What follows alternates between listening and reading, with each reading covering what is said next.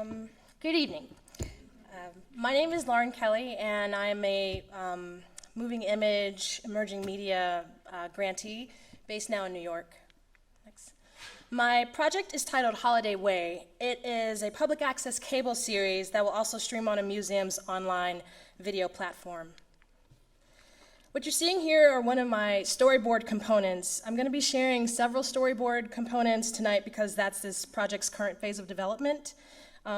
Holiday Way is a stop-motion animated series with fictional narratives set during the times of Valentine's Day, which is what you're seeing here, Easter, Thanksgiving, and Christmas. Rather than using holidays as a vehicle for religious dogma or commercial noise, I'm really interested in exploring stories of emotional excess, desires unfulfilled, and the mechanics of dreams.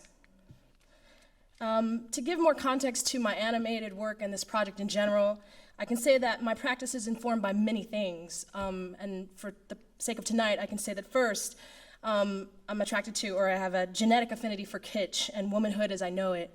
Right here are images of like several family photos, just illustrating that holidays are a labor-intensive affair on both sides of my family, with, with glitter and kitsch and texture ruling my mom's world. And I've come to grips with the fact that the things I am attracted to in the studio are forever in my blood.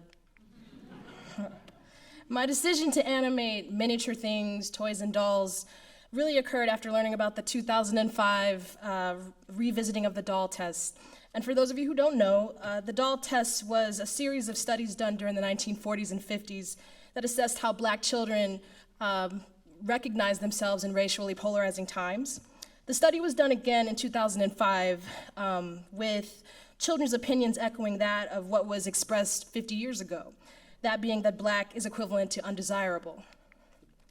On the flip side of that image is this shot, which was also taken between the 1940s and 50s.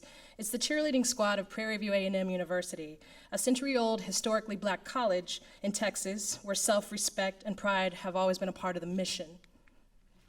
This is an image of Prairie View today. Its modern demographics are not exclusively African American, but it remains a place that continues to compel all people to love themselves and have faith in people of color. Like any university bubble, it's a place for a wide range of intellectual exchange. I worked there for 11 years, overseeing the school's art gallery. So I kind of consider this animated work being about giving life to a lot of the sentiments that I encountered in that space. This is not my work. This is a still from Bravo's The Real Housewives of Atlanta. And the longer I, stayed in that space and wanted to connect with my students, I found that television was a very attractive medium. So another layer of this project is wanting to interact with television. So just about the process, this entire body of work starts off with the nature of collage and drawing, usually produced with images found online and especially eBay when I'm searching for the objects I want to play with. For this project, I'm identifying narratives that might best translate visually. And I can say that with previous projects, I've been a one-woman band. I've drafted narratives and storylines independently, shot everything with the cymbals on my knees. But I can say that Creative Capital is giving me this incredible opportunity to expand. And right now, I'm working on pairing my hand with the literary talents of artists like Martine Sims and screenwriter Erica Kelley. It's my sister. So after a story has been conceived, sets are fabricated, found objects are manipulated, then scenes are shot one photographic frame at a time. These pool images are associated with a previous work that I did in 2010 entitled Upside. With this entire body of work, I aspire to interact with two different audiences, that of the channel surfer and traditional museum patrons. I want my studio efforts to be represented by a gallery that can foster this work's life in museums and help me actualize future goals of televising my art. So to give you a sense of my intentions, I'm going to show you a clip from a work that I did in 2009 entitled Prototypical Oppression Obsession. Play the clip. We are now approaching 33,000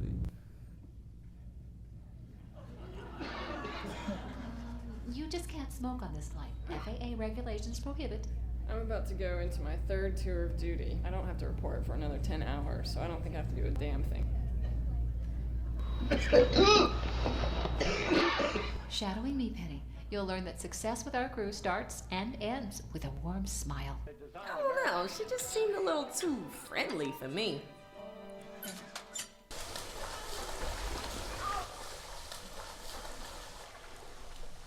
Oh, Penny, I'm glad you decided to hang out with us. Don't you look adorable? I love that color on you. Move here.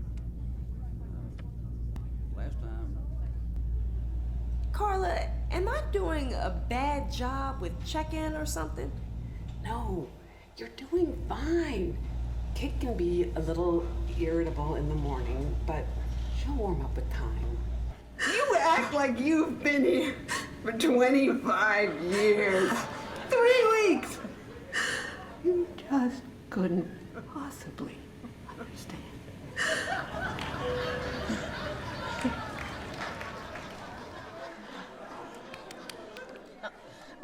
Filming will start next year, and this project will air on a museum's online video platform. I'm in conversations with one space, but have not locked anything down, and I'm open to partnering with anybody who's interested in this work. 8 videos will be a part of this series, each under 25 minutes, occurring twice, or airing twice over a 16-week period to make the cable series during the summer of 2018.